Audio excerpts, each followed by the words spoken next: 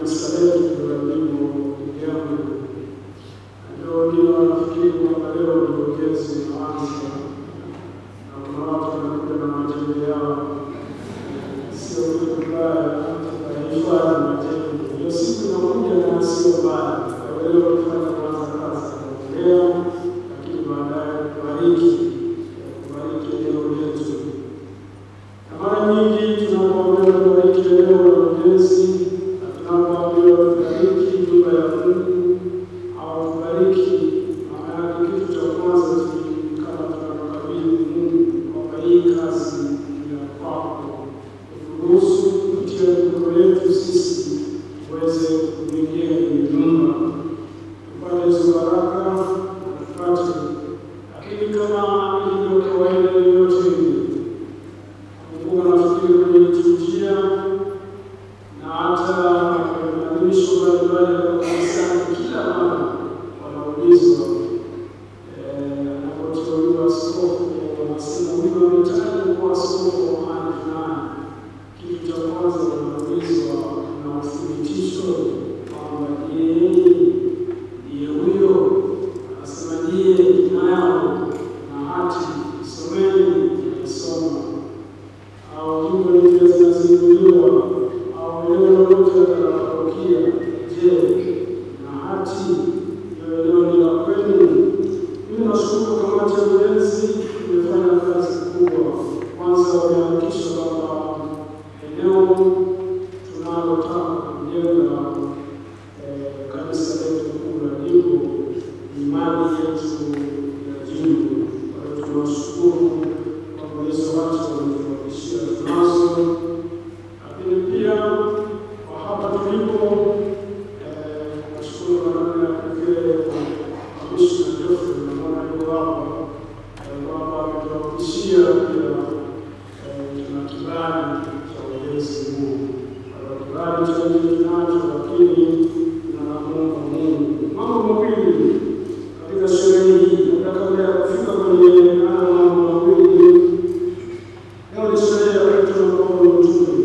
Petro kama tunavyofahamu, mmoja wa mitume 12, na baadaye Petro anakuwa msemaji wa wale mitume 12, na yeye ndiye aliyetamka yale maneno ambayo tumeanza nayo hapa kwamba wewe ni Kristo, mwana wa Mungu aliye hai. Na yeye ndiye anapewa nafasi, na yeye Petro katika kanisa changu pale Yerusalemu kwa mara ya kwanza anahutubia kanisa changu. Kusoma katika Matendo ya Mitume sura ya 2 mstari wa 14 mpaka 41, katika ile kanisa la mwanzo anawahubiria kwamba Kristo amefufuka, na Kristo huyo ndiye tunayotakiwa kumfuata. Petro huyu ambaye anakiri na kueleza watu wale waliokuwa wanatesa kanisa la mwanzo kwamba sisi hatupaswi kuwatii watu, ila tunapaswa kumtii Mungu.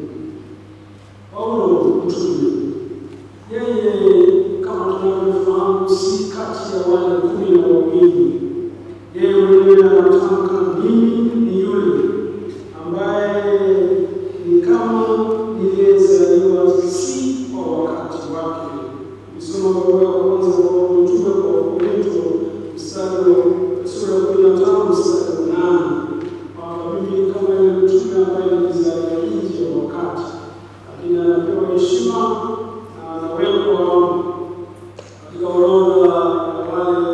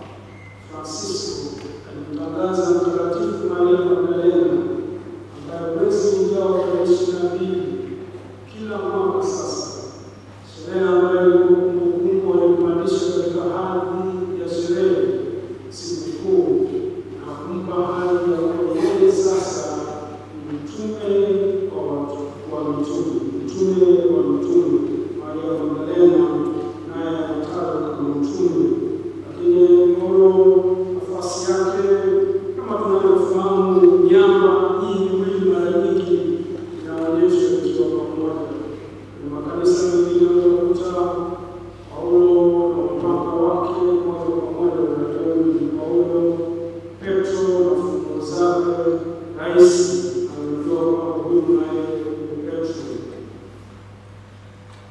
Katika sherehe hii tunaomba maombezi ya mambo mawili ambayo mimi ningependa yatusindikize kama tafakari kwa siku yetu ya leo. Wazo la kwanza ni wazo la ujasiri, wajasiri. Mtume hao ni wajasiri katika maeneo ambayo wanategemea kwamba hawa wasingepaswa kupata hii nguvu, na kuuliza hao waheshimiwa, hii nguvu waliitoa wapi? Nguvu ujasiri waliitoa wapi?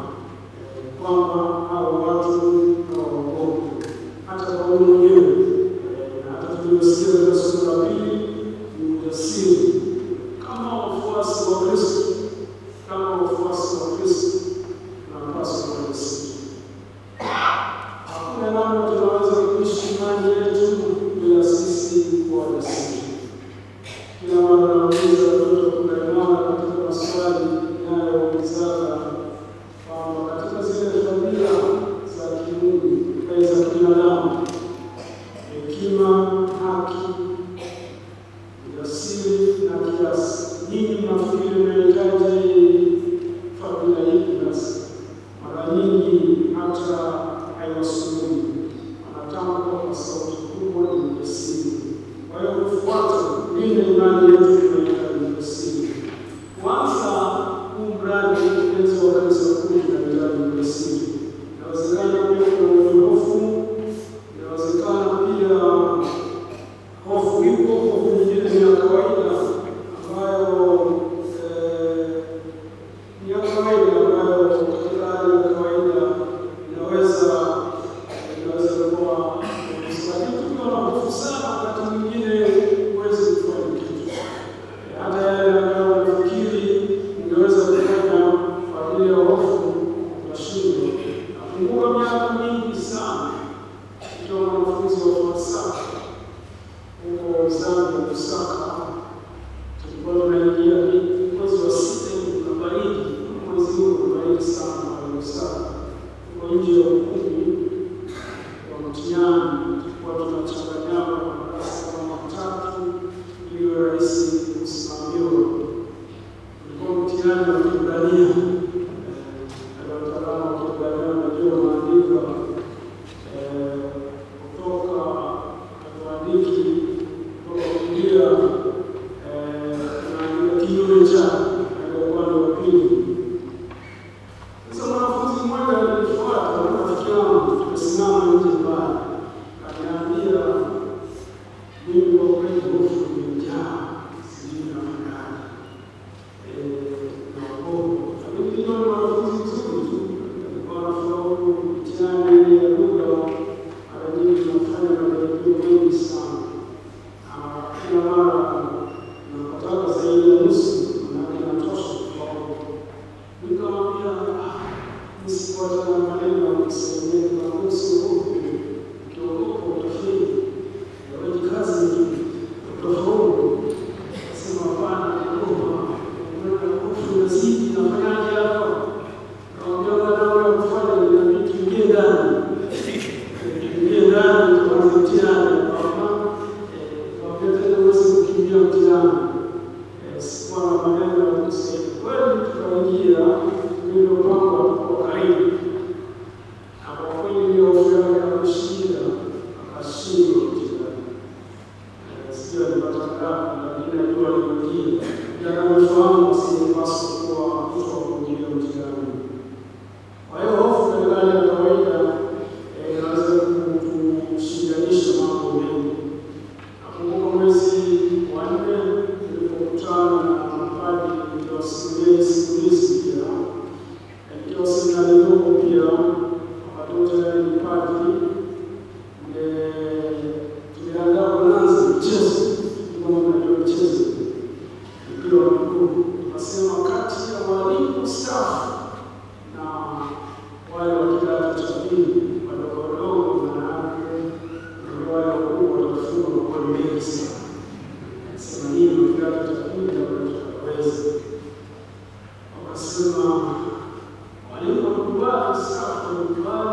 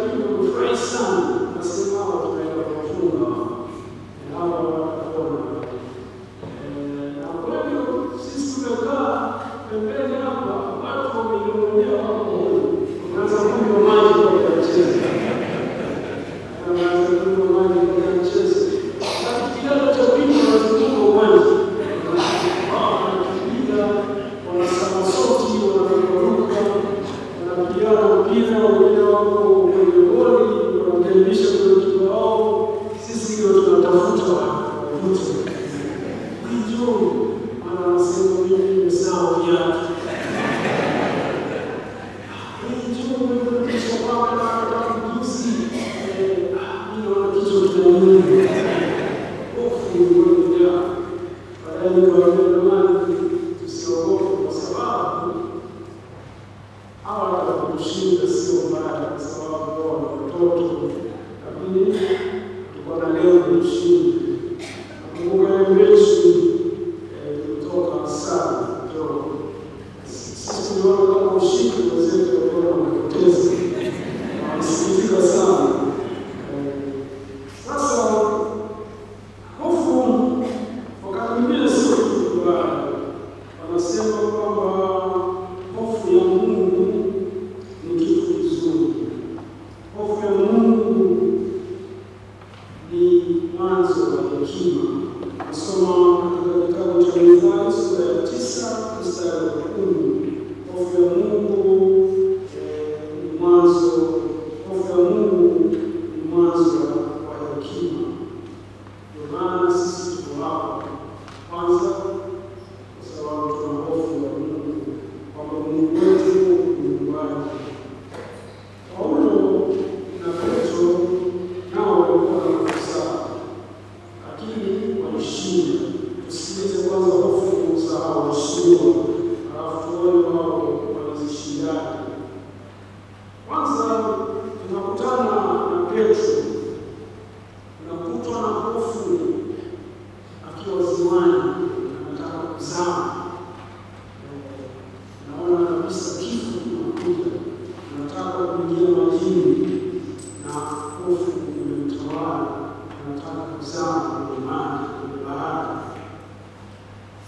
Lakini mara Yesu akatokea, bila yeye mzazi na hofu hata mwanzoni kutambua. Lakini yule mwanafunzi aliyempenda sana Yesu anamtambua, huyu ni Bwana, na anatamka kwa sauti, ni Bwana, ni Bwana.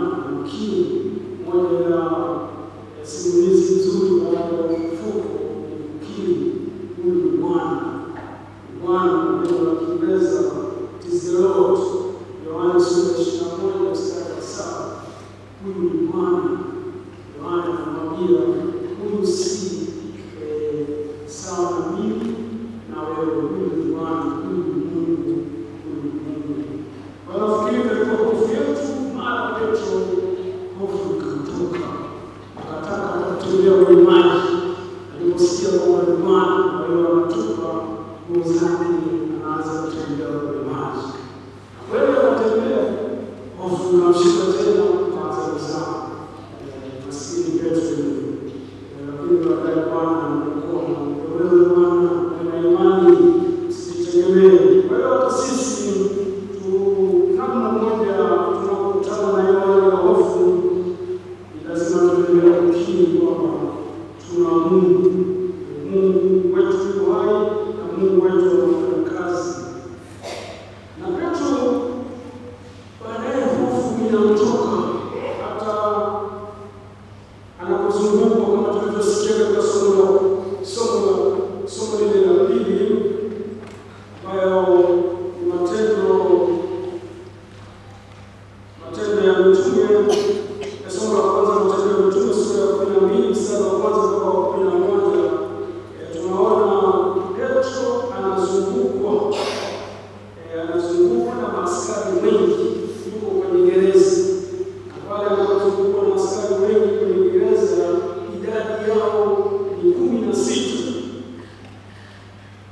na wawili wameweka katikati, na amefungwa minyororo mikono yake yote miwili.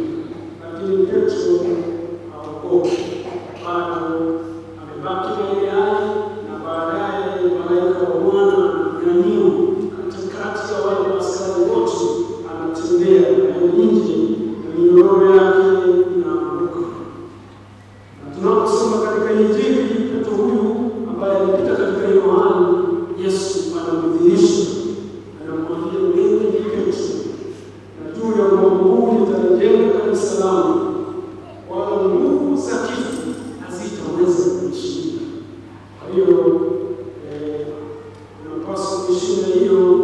Na katika maombi yetu leo tumwombe Kristo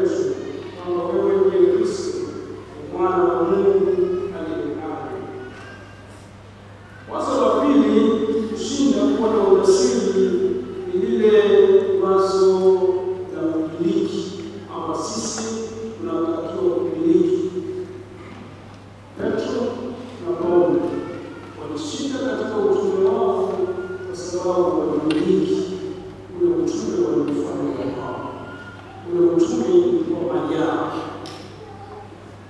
Petro, Paulo walifanya ile kuitwa na Bwana, hawakuwa na kazi nyingine, hawakuwa na kingine kitu chochote kile. Mimi nisipofanya kile ambacho nimeitiwa, kwa vyovyote nikashindwa kile nilichoitiwa. Lakini kama nafanya kile nilichoitiwa siku zote, iwe usiku iwe mchana, haitawezekana kwamba Mungu aniache nishinde. Kwa hiyo wapendwa, katika ujenzi huu pia tunatakiwa tumiliki. Umiliki uwe wa kwetu, umiliki uwe kazi yetu, na hao viongozi wetu waendelee kumiliki utume wao. Sisi tunatakiwa tumiliki utume wetu. Padri, watawa, ubatizo, waumini wetu, kila mtu katika nafasi yake, katika familia, kama baba, kama mama, tunatakiwa tumiliki familia zetu, tumiliki wajibu wetu tulionao, lakini tumiliki kazi zile tulizopewa. Ile pamoja na majukumu tulionayo, tumepewa wajibu mkubwa kama viongozi wa nafasi mbalimbali katika kanisa, viti, makatibu, wasifu, wazee wa jumuiya kwa ngazi ya kanisa. Lakini wengine tunaomba pia wawe viongozi katika ujenzi huu. Kwa hiyo tunaomba umiliki kwa ufanye wao. Lakini siku zote inabidi tuwe wazi na wakweli katika yote tunayofanya. Ukiwa na udanganyifu wowote katika utume, ukiwa na udanganyifu wowote katika uongozi, ukiwa na udanganyifu wowote katika kazi yoyote, hiyo kazi haitaishi. Ndio maana tunaomba Mungu tumiliki, tufanye kwetu, na maana baadaye tutakubariki, lakini kuwe na uwazi katika utekelezaji. Na mwisho katika hilo la kumiliki, inahitaji sadaka. Itahitaji sadaka ya mapadri, itahitaji sadaka ya askofu, itahitaji nyinyi waumini sadaka kuendelea kujitoa. Na tunapaswa kujitoa ili ujenzi huu tukamilishe katika muda mfupi. Hiyo ndio sala yetu tunayosali. Sisi tumeingia miaka 6. Miaka 6 ni mirefu sana. Watu wanachoka kuchangia. Na miaka 6 hata uongozi utakuwa mrefu sana. Kwa sisi tuombe Mungu na kushikamana kwamba hii kazi itabakia tumalize chini na hapo. Lakini pia haipasi kazi ianze afu inaacha mahali. Nachukiza sana watu kupita hofu hapa. Wanatushangaa kama wale wa kwenye jimbo. Hao watu walikuwa wanafanya sawasawa vizuri kweli. Wanaanza kitu ambacho hawawezi kumaliza. Kwa hiyo tumuombe Mungu, tuombe hofu, tumuombe Mungu, tuwe watu wa sadaka, tumuombe Mungu tumiliki